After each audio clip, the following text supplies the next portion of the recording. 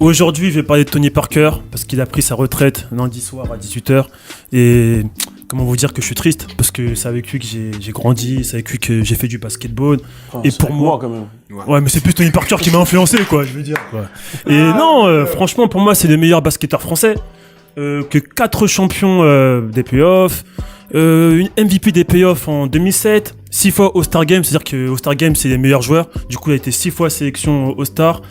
Il a fait plein de choses aussi, dont son palmarès international avec la France. Il a gagné 4 médailles, dont un champion d'Europe en 2013. C'est un mec qui est trop chaud. Et aucun joueur européen a marqué plus de points que Tony Parker dans un seul match. Il a marqué 55 points, c'est le record.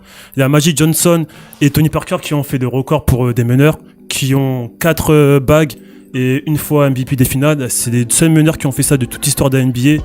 Et pour moi, Tony Parker, c'est le meilleur. Après, je vais parler de sa force. C'est un mec qui a du mental, qui motive ses joueurs, qui est leader sur le terrain et dans les vestiaires. Il a un style de jeu normal, je veux dire. C'est un mec qui a des moves genre spin move, il shoot à mi-distance, il a ses flotteurs. En fait, c'est un jeu normal mais efficace. Tu vois ce que je veux dire? Un jeu vraiment efficace. Et que dire de plus? C'est un mec aussi qui a joué, qui est resté fidèle à son équipe, qui a joué 17 ans à San Antonio. Donc San Antonio, j'ai l'impression que c'est pas une équipe qui est comme les autres équipes. C'est une équipe genre ils ont pas d'ego, pas de concurrence, ils sont battent les couilles de l'argent et tout. C'est vraiment une équipe genre ancienne par rapport aux autres clubs, tu vois. C'est vraiment une équipe qui sont soudées avec Tim Duncan, Manu Ginobili, Greg Popovich qui ont joué toute leur carrière ensemble, tu vois. Donc c'est vraiment un truc de ouf.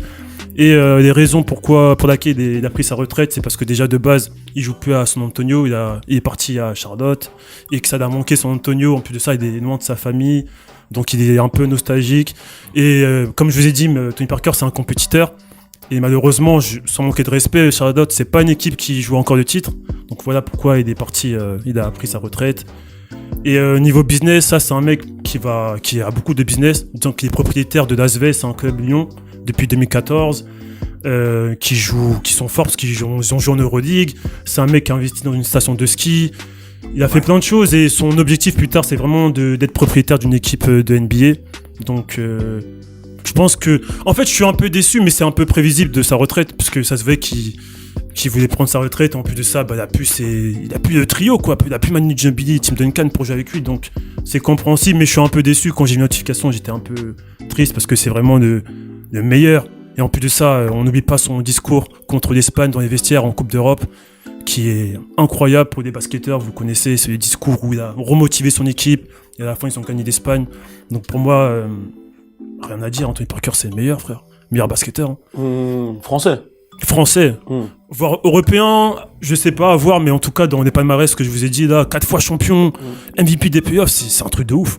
Déjà à son poste, c'est le meilleur européen, c'est sûr. Gros. Y a pas de... Ouais, c'est sûr, y a pas de débat sur ça. Ouais, y a pas de débat, gros. Après, moi, Tony Parker, ce que je retiens de lui, c'est que c'est le Français qui a représenté la France à la NBA. Et les Français, ils sont grave fiers de lui et carrément là, ils se disent oh non, il va partir en retraite, comment on va faire avec l'équipe de France?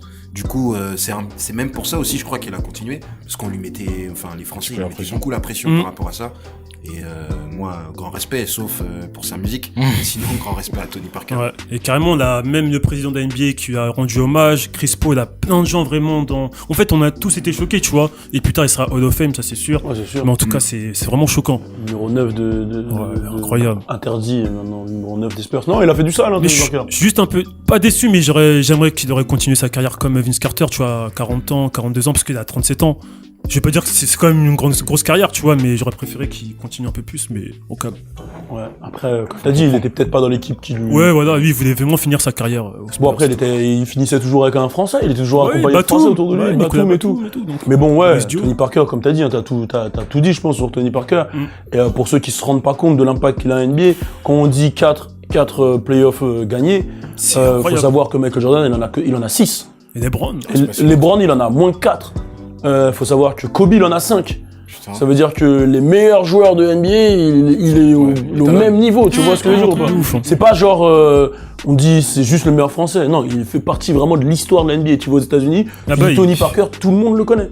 Et genre, surtout, il est vraiment big, il a vraiment fait du sale, genre. Et MVP des playoffs, c'est vraiment un truc de ouf. C'est le meilleur joueur des playoffs, tu vois, de la finale.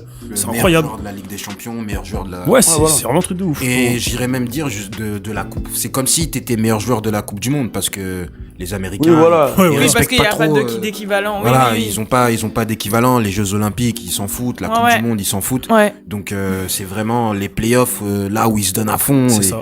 et il y a la pression à son maximum. Donc, ouais. Carrément. Pour moi, il a marqué l'histoire. Alors, grand hommage à Tony Parker, vraiment, pour ce qu'il a fait pour le basket, pour ce qu'il a fait pour toute la France. Grosse force à Tony Parker. C'était le French Plug Show.